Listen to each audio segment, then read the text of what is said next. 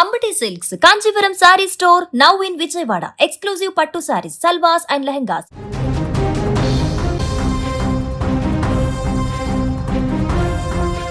మరో యుద్ధం మొదలైంది.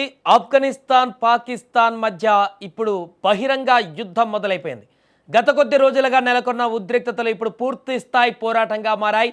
ఇరు దేశాల మధ్య భీకర దాడులు జరుగుతున్నాయి. పాకిస్తాన్ రక్షణ మంత్రి ఖవాజా ఆసిఫ్ అధికారికంగా ప్రకటించారు ఓపెన్ వార్ అంటూ ప్రకటించడంతో పరిస్థితి అత్యంత భయానకంగా మారింది. ఒకవైపు పాక్ వాయుసేన కాబూల్ పైన బాంబుల వర్షం కురిపిస్తుంటే మరోవైపు తాలిబాన్ దళాలు పాక్ సరిహద్దు పోస్టులను ధ్వంసం చేస్తూ లోపలికి చొచ్చుకు వస్తున్నాయి. ఇక డ్యూరాండ్ లైన్ వెంబడి తుపాకుల మోత, క్షిపణుల గర్జనలతో సరిహద్దు ప్రాంతాలు దద్దరిల్లుతున్నాయి. ఇప్పటికే ఇరువైపులా భారీగా ప్రాణ నష్టం సంభవించింది. ఒకప్పుడు తను పెంచి పోషించినటువంటి తాలిబాన్లే ఇప్పుడు పాకిస్తాన్ పైన పంజా విసురుతున్నారు.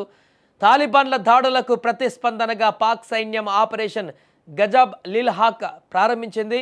పాక్ యుద్ధ విమానాలు సరిహద్దులు దాటి ఆఫ్ఘాన్ రాజధాని కాబూల్, కాందహార్, పక్తియా ప్రావిన్సులపైన విరుచుకుపడ్డాయి.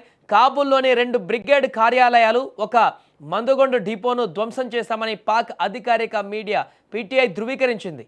తాలిబాన్లు చీకటి మాటన చేసినటువంటి దాడులకు ఇది గట్టి సమాధానం అంటూ కూడా పాక్ మంత్రులు హెచ్చరించారు.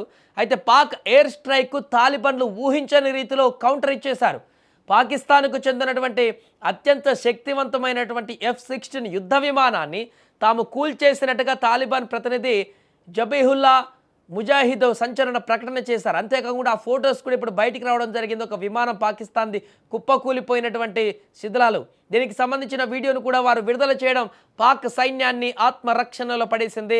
అంతేకాకుండా పాక్ సరిహద్దులలోని 19 సైనిక అవుట్ పోస్టులను తాలిబాన్ దళాలు తమ స్వాధీనంలోకి తెచ్చుకున్నాయి. ఇక ఈ యుద్ధంలో ఇరు పక్షాలకు భారీ నష్టం వాటిల్లుతోంది. అయితే మరణాల లెక్కలలో ఇరు దేశాలు భిన్నమైనటువంటి వాదనలు వినిపిస్తున్నాయి. తాము 55 మంది పాక్ సైనికులను మట్టుబెట్టామని ఆఫ్ఘాన్ రక్షణ శాఖ చెబుతుంటే తమ దాడులలో 133 మంది ఆఫ్ఘాన్ ఫైటర్లు చనిపోయారని పాక్ క్లెయిమ్ చేస్తోంది. తోర్ఖోమ్ సరిహద్దు వద్ద శరణార్థుల శిబిరం పైన పాక్ వేసిన మిసైల్ దాడిలో మహిళలు, పిల్లలతో సహా 13 మంది పౌరులు గాయపడడం అక్కడి భీకర పరిస్థితికి అర్థం పడుతుంది. ఏదేమైనా అసలు ఈ ఉద్రిక్తతలకు ప్రధాన కారణం టీటీపీ, పాకిస్తాన్లో వరుస పేలులకు పాల్పడుతున్నటువంటి టీటీపీ ఉగ్రవాదులకు ఆఫ్ఘాన్ తాలిబాన్ ప్రభుత్వం ఆశ్రయం ఇస్తుందని పాక్ తీవ్రంగా ఆరోపిస్తుంది. ఖతార్ మధ్యవర్తిత్వంతో జరిగిన చర్చలు విఫలం కావడంతో ఇక యుద్ధమే మార్గమని పాక్ నిర్ణయించుకుంది. తాము పెంచి పోషించిన ఉగ్రవాదమే ఇప్పుడు పాకిస్తాన్ పాలిట భస్మాసుర హస్తంగా మారినట్టుగా కనపడుతుంది. మరొక వైపు యుద్ధం పైన అంతర్జాతీయ సమాజం ఆందోళన వ్యక్తం చేస్తుంది. ఐక్యరాజ్య సమితి చీఫ్ ఆంటోనియో గుటెరస్ రంగంలోకి దిగి ఇరు దేశాలు వెంటనే సంయమనం పాటించాలని కోరారు. ఇక ఇప్పటికే ఆర్థికంగా కుప్పకూలినటువంటి పాకిస్తాన్ ఈ యుద్ధ భారాన్ని ఎలా మోస్తుందనేటువంటి పెద్ద ప్రశ్న ఇప్పుడు నెలకొంది. ఆఫ్ఘాన్ గడ్డపైన అమెరికానే ఓడించినటువంటి తాలిబాన్లను పాక్ ఎదుర్కోగలదా? ఈ యుద్ధం ఇంకా ఎన్ని మలుపులు తిరుగుతుందో వేచి చూడాలి. ఏదేమైనా కూడా ఇప్పటి వరకు అక్కడక్కడ ఎయిర్ స్ట్రైక్ లాంటివి, లేకుంటే చిన్న చిన్న వివాదాలు లాంటివి, చిన్న చిన్న యుద్ధం లాంటివి జరిగాయి. కానీ 2 దేశాలు ఇప్పుడు పూర్తి స్థాయి యుద్ధానికి దిగిపోయినటువంటి పరిస్థితి. ఒకవైపు యుక్రెయిన్ రష్యా యుద్ధం జరుగుతున్నటువంటి పరిణామాలలో ఎప్పుడు ఇరాన్ పైన అమెరికా దాడి చేస్తుందో తెలియనటువంటి పరిస్థితుల్లో ఇప్పుడు తాజాగా మరో 2 దేశాలు ప్రత్యక్ష యుద్ధంలోకి బహిరంగంగా దిగిపోయాయి. ఈ యుద్ధం ఎంతకాలం కొనసాగుతుంది? ఈ యుద్ధం వల్ల జరిగేటువంటి పరిణామాలేంటి? తాలిబాన్లు ఆఫ్ఘనిస్తాన్ ఏ రకంగా ఎదుర్కోబోతున్నారు? తాలిబాన్లు ఆఫ్ఘనిస్తాన్ తోటి పాకిస్తాన్ ఏ రకంగా ఎదుర్కోబోతున్నారు?